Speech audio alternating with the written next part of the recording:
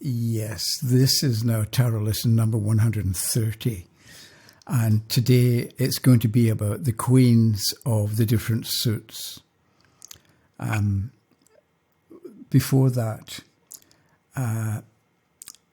someone called Amanda left a long comment in connection with number 128, where I talked about aces and pages.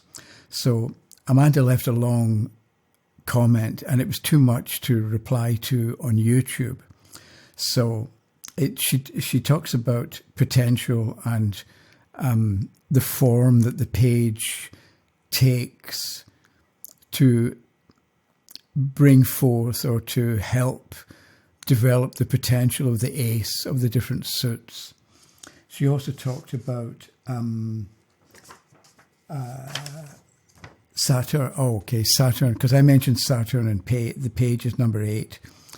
And she talked about the Saturnian archetype. And then she talked about kings and queens, and then she talked about fire, air, earth, and water.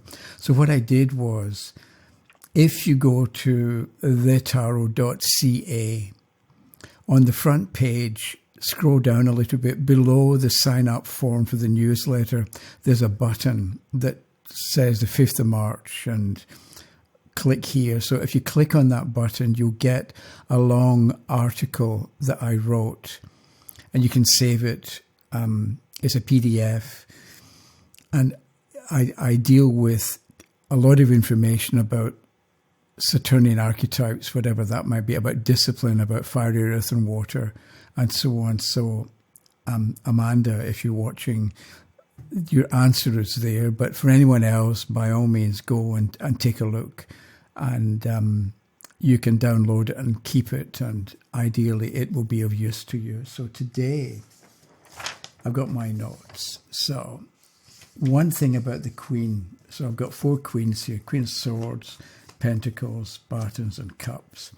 The Queen, English, is one of the few languages, there are a few Scandinavian languages as well, where the Queen is a separate word, not connected with the king. Because most languages, the Queen is the female version of the king. And you may be familiar with Tsar, the king of Russia, the Russian ruler, and the Tsarina, right? The queen, or the female version of the Tsar. But it's like most languages, the queen is not really a person in her own right, whereas in English, the queen is. So I think that's interesting about the queen itself and what it represents and what it's capable of. So if you remember last time, I looked at the numbers. King adds up to 11 and Quen adds up to 22.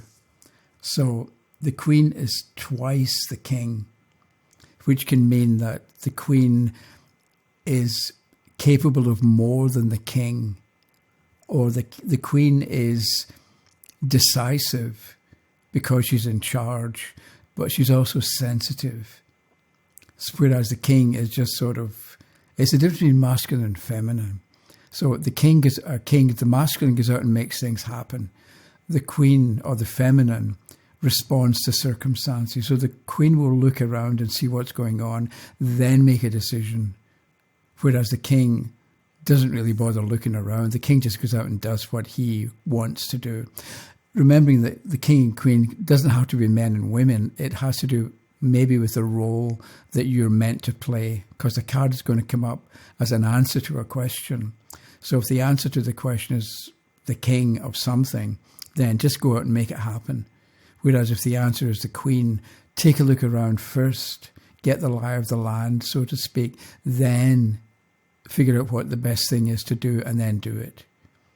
So, because the queen is 22, I'd like to point out that the fool is 0. I should have taken this out earlier. The fool is 0, but the fool is also number 22. There's the fool. So, with a queen, you're dealing with the Fool. So the Fool is a new beginning, a new start. So the Queen, because it adds up to 22, the Queen is capable of making a new start, doing something new, doing something different. But when the Fool is 0, it's inexperienced and it's a little bit risky. But you keep your fingers crossed and you do what you have to do. When the Fool is 22, it's ready for a new beginning, but it's got experience behind it. So it's not as risky because you're dealing with things that you've already been through or a plan that you've got. So the Queen, because it's 22, can be the Fool, but the Queen knows what she's doing. I'm looking at my notes here. So also, I'm not a big fan of psychology, but there is a model, and it's canoe or ocean, depending on which one you use. So there are the 5 big psychological traits. So C stands for conscientiousness, and we are somewhere on the scale of very conscientious to not very conscientious. So C is conscientiousness. N is neurotic. We're either very or not neurotic. O is openness. Some people are open and will try anything. Other people are conscientious and don't want new stuff. And E is extrovert or introvert. And the A stands for agreeableness. So some people are more agreeable than others, more cooperative. And so the reason I'm talking about this is because mothers have to be agreeable. They have to have, a good mother is somebody who is agreeable, who isn't that selfish, because if the child is crying at 3 a.m, you have to get up and you have to deal with the crying child or the hungry child and feed the child. And if you're not agreeable, you're going to think, well, the child's crying, let it cry. But agreeableness seems to somehow go along with the Queen. So you may, because we're looking at a Queen as being a way of behaving or the answer to a question, how do you go about doing something, maybe at the back of all the Queens, there is the idea of being agreeable. You have to, if you're going to be the Queen, you have to be agreeable. You have to be able to, or be willing to put yourself out for other people because it's the right thing to do, or because it brings peace and tranquility and it brings benefits to everybody. Even though it puts you out, the Queen, it's important for other people. So the Queen upside down could be somebody who ought to be agreeable, but who isn't. They're lacking agreeableness. So they're lacking empathy for other people or sympathy for other people. And they don't really care about what the other person is going through. They just do what they want to do. So again, it's giving you different ideas about what you would say, or the kind of information you would give, or the kind of suggestion you would make if a Queen comes up in a reading. You're not going to say the same thing every time to everybody, because I was thinking about, if you're doing a reading for a bank manager, they've got their own things they're concerned about. Whereas if you're giving a reading for somebody in construction who builds houses and does framing, you're not going to say the same kind of thing, because they've got different priorities or different experiences. So think about the Queen.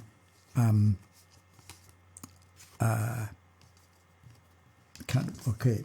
So what I did was thinking about Queens, and I wrote down a few ideas. So the Queen of Cups, it has to do with the idea that the Queen in a chess game, the Queen can go left and right, up and down, diagonally as well. So the Queen is more free. And when the Queen attacks, as you do in a chess game, the Queen's got more power than the King. And so I thought, in the light of that idea, I thought, what sort of what sort of action, if the Queen of Cups has to take action, what sort of person is she, and what kind of action would she take? So I thought for a few minutes, and I wrote down, if you take a look at the picture, somehow she's shrewd. She can look at a situation and figure out what's going on, and she is not easily taken in, not easily fooled. So she's shrewd. And then she will recognize weakness. So if she can look at a situation and identify where the problems are or where the weak spots are, and then she can capitalize on the weaknesses. So if you take a look at and think about a Queen card from the point of view of what's she like, how does she think, what's important to her? And if you do this in a piece of paper as well, Queen of Cups, action, if she's going to take action, what motivates her? Or what would she be thinking about? And then you write down your own words or your own ideas and develop them as well. And so then I've got the question. So we've got the idea of the Queen as a certain type of individual, shrewd, recognizes a weakness, is able to capitalize on weaknesses that she sees. If the question's about, am I going to get a promotion? How would the Queen of Cups behave, or how ought the Queen of Cups to behave in a question about promotion? And I wrote down, she knows what matters. So if she's in the interview, give the interviewers the idea that you know what's important. You can figure out what is required, but also what the priority ought to be for the different possibilities of the situation. And so presenting yourself as knowing what matters is how to handle an interview for a promotion if you're the Queen of Cups. Then the Queen of Batons, same idea.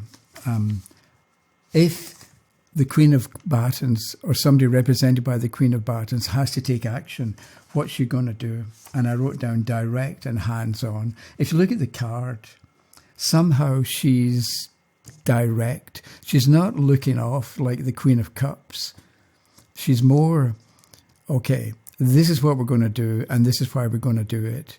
And we're hands-on. We need to, if we have to get our hands dirty, we'll get our hands dirty because it's required by the condition or the circumstance that we're dealing with. So hands-on, direct. So if the question is, how should I handle the promotion interview, and the Queen of Batons comes up, be enthusiastic. Somehow the Queen of Batons is enthusiastic. I don't know if the Queen of Cups is that enthusiastic, but the Queen of Batons somehow is energetic. And so with the Queen of Batons in an interview, show that you've got get up and go. You've got, let's grab this problem by the scruff of the neck and beat it into shape, and we'll get it done, and we'll be enthusiastic and we'll be energetic when it comes to that particular project. And that would be how you would handle an interview for a job promotion, or anything really, if you're the Queen of Batons. Then I looked at the Queen of Coins. So again, the Queen of Coins, we're looking at action. What sort of action does she take, or how does she go about taking action? And I wrote down, she weighs the pros and cons. She figures out, this is good, this is bad, this can be changed, this can't be changed. So she questions the situation, and she weighs the pros and cons. She weighs the good and the bad.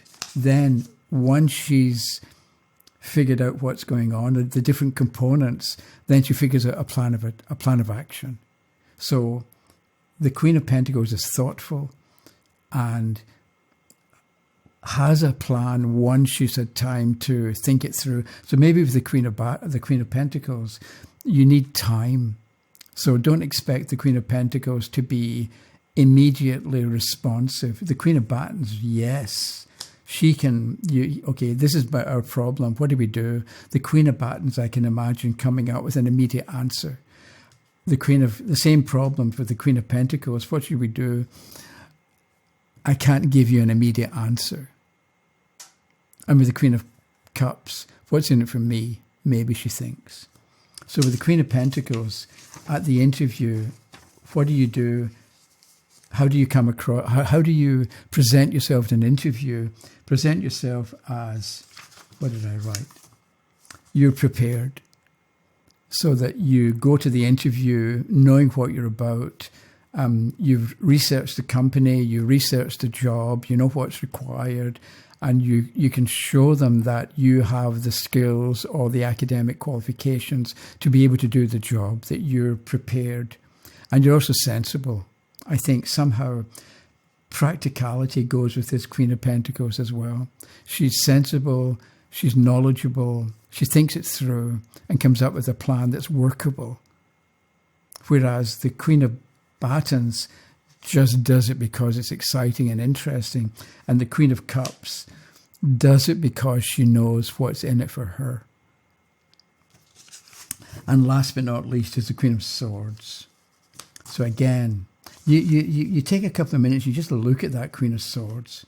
And I wrote down harsh, danger. So somehow with the Queen of Swords, you're dealing with the potential of harshness and hardness. You know what I mean? It's like she can be dangerous. She's holding a sword, after all. So she can be dangerous. And maybe there's a hint of danger or uncertainty about the Queen of Swords and about how she's going to act and react. And then I wrote down, stare down. So when you're dealing with the Queen of Swords, she's going to stare you down. She's going to look at you and make you back down. It's that kind of individual who would, if you attack them or threaten them, they're not going to wilt. They're going to look back and think, okay, you think you can take me on? I don't think so. Maybe because she's threatening, she's got a sword.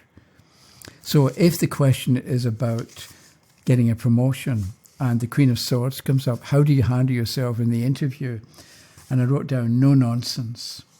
So you show that you are a no-nonsense kind of person, that if something is rubbish or useless or pointless, you're not going to pretend that everything is okay.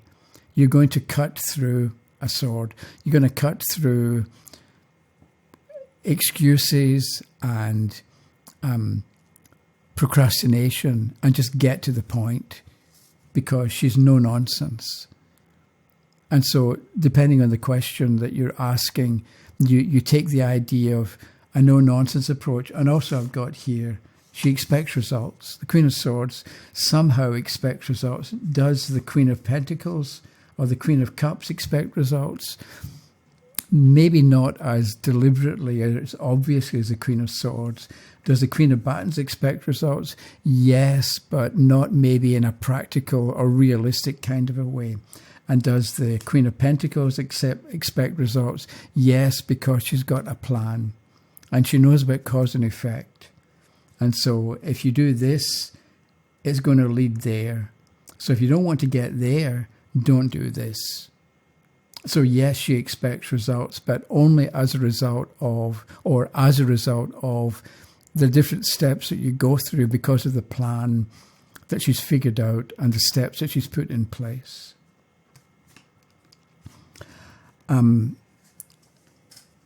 Okay, I think I was going to do one more thing about queens, but I'll leave it till next time. And so that was it. Hope you enjoyed that. Leave a comment. Have a look at the tarot.ca. And, oh yeah, if you made it this far, I don't do any promotion really, but if you're in the mood to buy something, there are 4 books available at the tarot.ca. You connect with links to Amazon for a Kindle version or a paperback for 3 of them. So if you're in the mood to buy something, go there and see what you can do. Okay, thanks for watching, and I'll see you in a few days. Okay, bye-bye.